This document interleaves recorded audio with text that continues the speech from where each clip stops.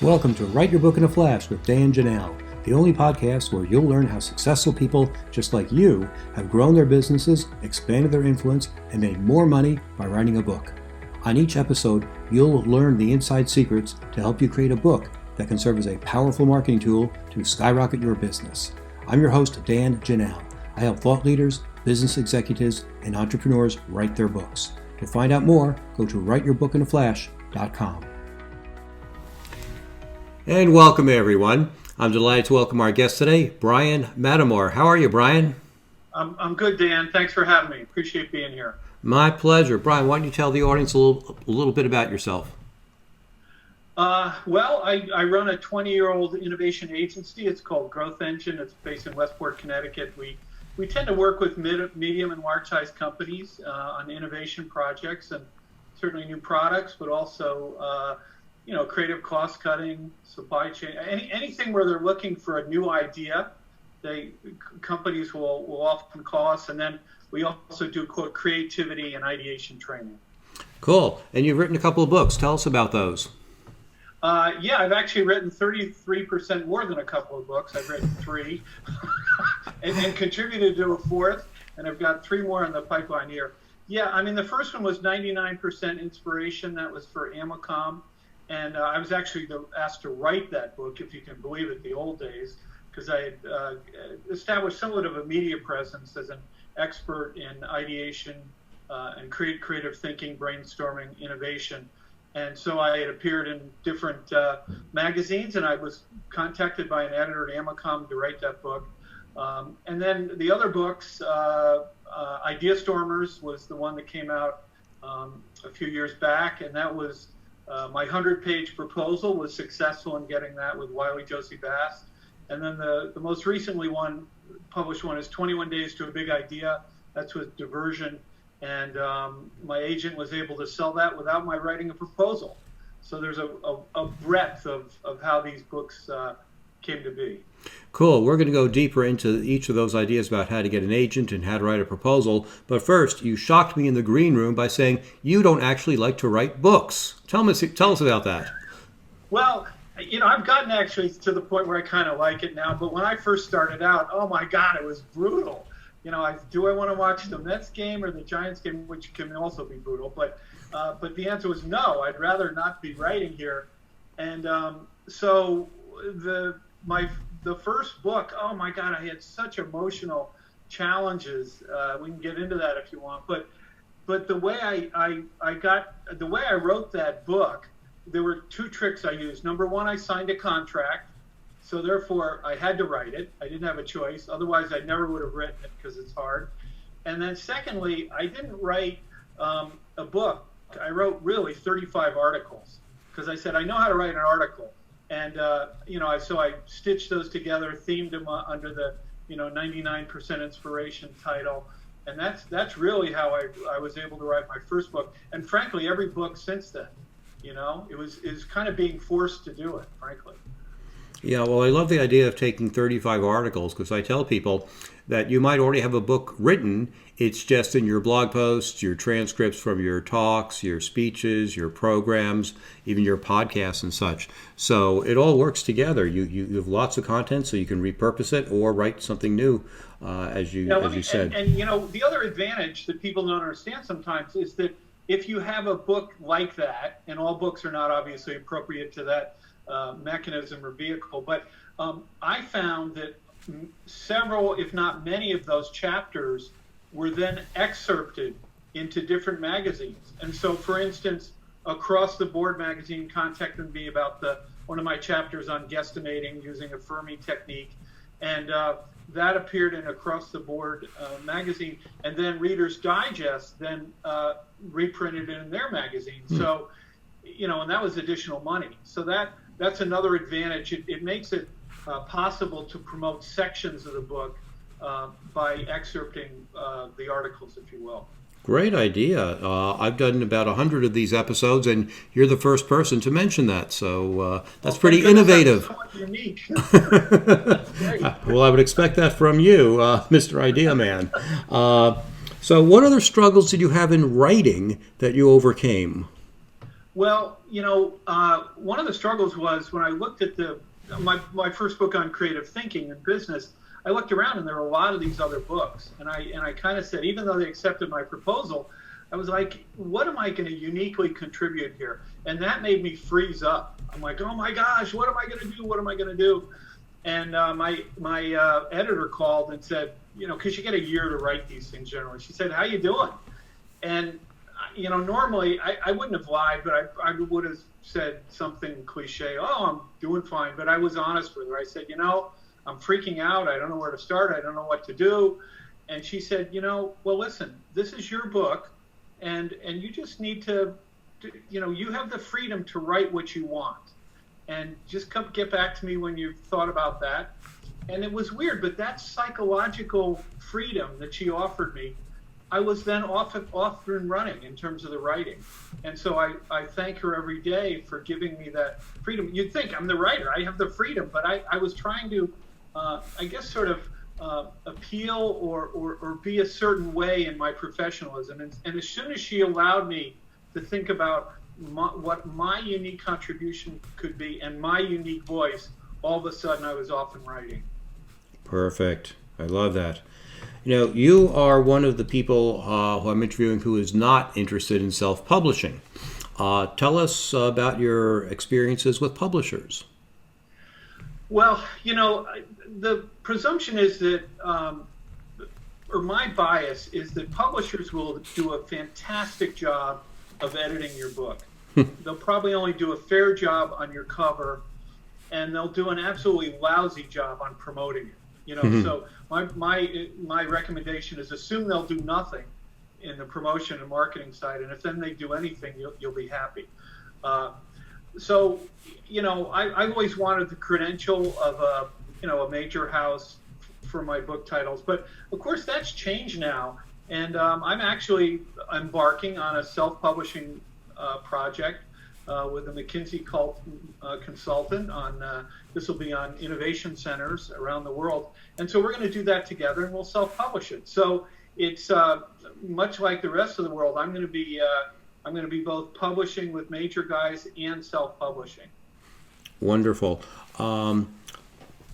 You also got an agent. I've heard that it's just as hard to get an agent as it is to get a publisher. In fact, many agents act as gatekeepers, and the publishers won't talk to you unless you have an agent. So how would you suggest people get an agent today?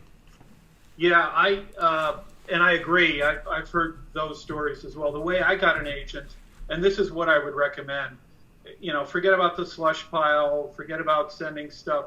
You've got, in my opinion, and this is particularly hard now, you want to figure out a way to somehow meet them and have them get to know you. In my case, and this was many years ago, I got my agent because I took a class on how to write a book proposal.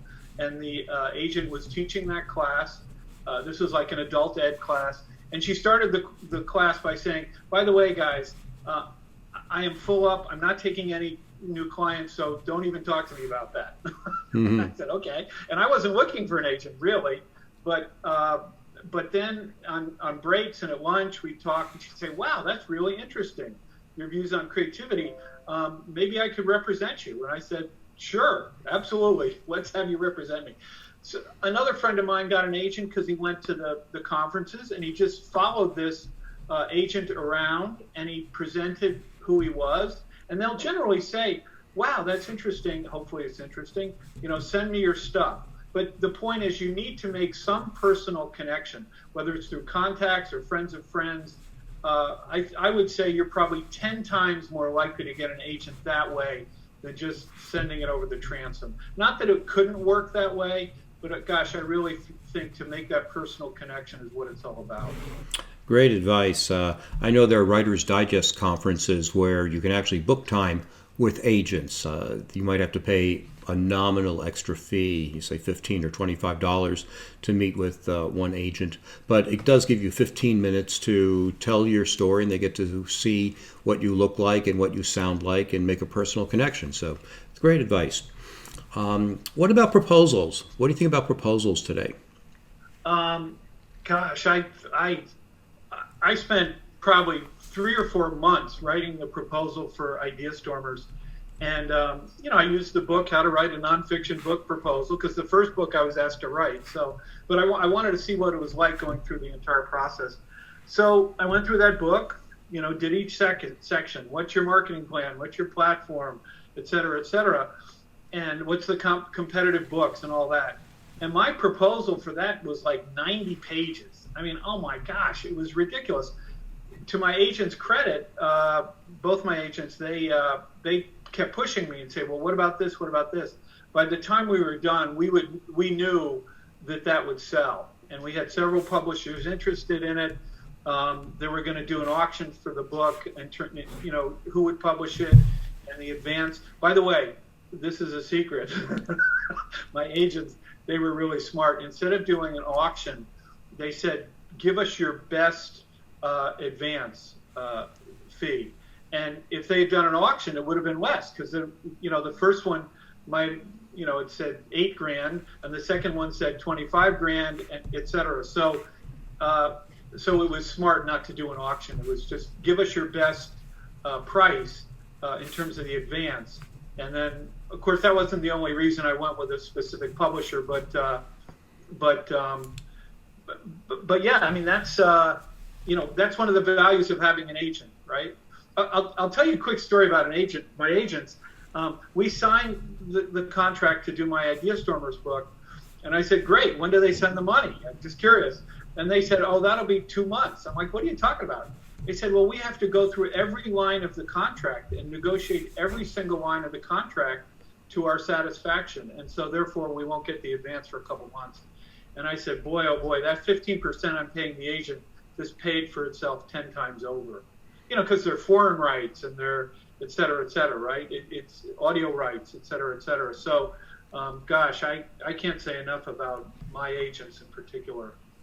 Great advice. I've had agents and book contracts with Wiley as well. And I tell you, when I had my first book proposal or the first book contract, I was afraid to make any changes in the contract. I thought that they would reject me out of sight.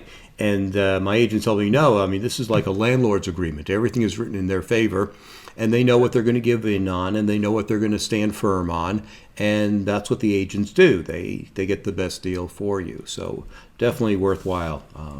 Fantastic. A lot of people self-publish a book, and I'm wondering, should they write a proposal too? Because I've heard people say that a book proposal is like your business plan for a book, but it's a lot of work too. Would you suggest that self-published authors also write a business plan or a book proposal? Yeah, I don't know if it has to be, quote, formalized as a plan, but you really got to know what you want to do, right? I mean, you have to I would recommend before writing the book, be clear about what the title is. I mean, the title is one of the hardest things. Obviously, you want to have outlined the chapters.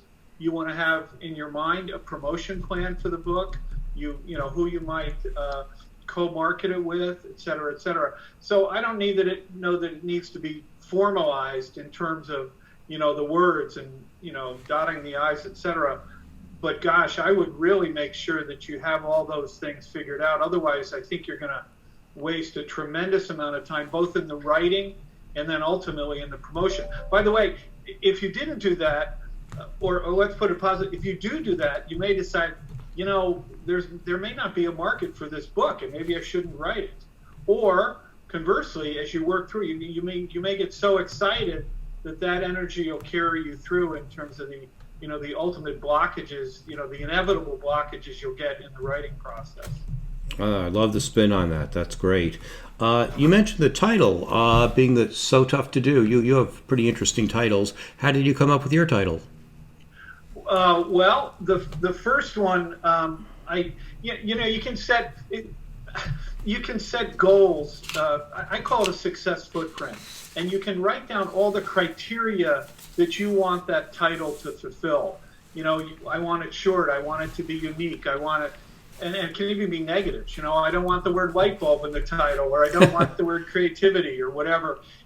I might want it concrete. And so 99% inspiration, my first book, I just thought that was a fun play, obviously, on the Edison quote.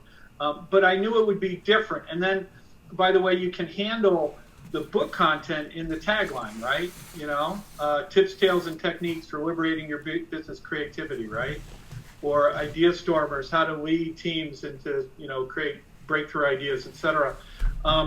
So I think one of the mistakes some authors make is they try to get everything in the title when they should realize that the subtitle can carry that through. You look at Malcolm Gladwell's books, blink. I mean, it's one word, right?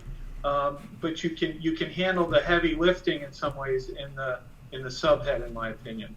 Great idea. I love that one. You mentioned market research. What kind of market research can you do to see if people want to buy your book or if your topic is relevant? The olden days, it's when you were drinking heavily at the cocktail parties. Now, I'm a huge believer because of our innovation experience of talking to consumers and customers in the world. And so, you think think about a joke. You think you have this great joke, you go tell it to some people and they don't laugh, right? I mean, it's the same thing with your book. I mean, you go out, you start talking to people. Now, this is to make sure, a lot of people talk about their books and that creates energy, that takes away energy, and so they never write it. That's not what I'm talking about. When you've committed to writing the book, then it's a good time, and maybe you even sketched out the whole thing, etc. That's a good time to say, what do you think of this? Or is that interesting or not? And you'll know really, really quickly, even if they're friends, based on their, reaction, could be body language, etc. You'll know very, very quickly if you've really got something or not. The other thing too is that, as a lot of books become more niche, right? And more targeted and more directed, obviously you want to go talk to some of those people. And I wouldn't be worried about people stealing your ideas either. Just, go talk to people because another way to think of it is not only will you get reaction to your ideas, but you'll get a whole bunch of new ideas of stuff. Gosh, I never thought of that. Thank you for that. And you'll ultimately get a much, much, much, much better book by talking to it. Just like when we do new product work, we'll talk to dozens and dozens and dozens of different prospective consumers, and they'll tell us exactly what they think, and that'll help us get winning propositions. Fantastic. I have one more question for you before we wrap it up, since you're a creativity kind of guy. What would you advise people to do when they have the dreaded writer's block, or if they just start flagging in their energy? How can they get energized again to write their book? Oh gosh, I have so many ideas on this. One of them is to go talk to people. So you go from an inflow and you create your own mental boxes, right? And that's why you've got writer's block in some ways. So one is to go talk to people. One is to go read outside of the area. If you're talking nonfiction, read outside of your area as a way to maybe get inspiration, right? You can also read about, I've actually read a lot about writer's block and how people get over that. Another one is having signed a contract. You just have to go. And you don't have a choice, and you'll push yourself through it. And I guess the final recommendation would be, maybe you can somehow make something visual. And if you can either start drawing your ideas or doing a magazine rip and wrap or collage, and as odd as that may sound, changing mental modalities can often break through some of the writing blocks that you may have. Those are wonderful ideas. Very, very good. Thank you. So, Bryan, tell us who is your perfect client and how can they get in touch with you? Well, there are two kinds of perfect clients. One would be, and these tend to be medium and large size organizations in general. If they have an innovation project, and that could certainly be, new products, but it could be creative cost cutting, it could be strategy, it could be logistics, it could be anything where they're looking for a new idea. And then the second thing is we do sort of organizational consulting, where we work with organizations to teach their people, to design the processes and teach their people how to be more innovative and creative. And I got to say, that is so much fun because there are very few deliverables. I'm kidding, but we do action learning. So people bring in real world challenges. We help them come up with ideas, and they learn the processes. But I got to say, it's so much fun when you see the light bulb go on in people and they rediscover their own really creative genius at times. And so those would be the two kind of clients that would be really fun to work with. And how can they get in touch with you? Yeah, so they can just growth-engine.com is our website. They can obviously Google my name. There's a TEDx talk on there on solving impossible challenges. But geez, should I give my number out here? I don't know. No. Okay. Websites are good. Okay, good. We'll do the website. We'll leave it at that. Great. That's great, Dan. Thank you for being with us today, Bryan. Thanks a lot. It's fun. Thank you for listening to the Write Your Book in a Flash podcast with Dan Janelle, the only podcast that shows you exactly how people just like you have built their businesses by writing a book. If you'd like to write your book but don't know where to start, you can find great information at writeyourbookinaflash.com. If you're ready to take your next step to write the book that can transform your business, I invite you to schedule a free, no-obligation consulting call with me by going to writeyourbookinaflash.com. We'll be back next week with another insightful interview to help you become a top business leader.